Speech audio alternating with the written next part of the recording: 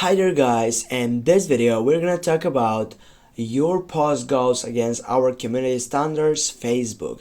Yes, this is so simple section which it's getting up to a problem on your side, but don't worry about it.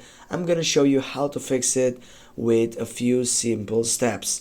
Firstly, when you get up to that problem, simply go to your browser and now go into the section and then type for standards Facebook, then just click on that selection and it will bring you to this introductional section in which it will says that everyday people use Facebook to share their experience, connect with friends and family and build communication, blah blah blah.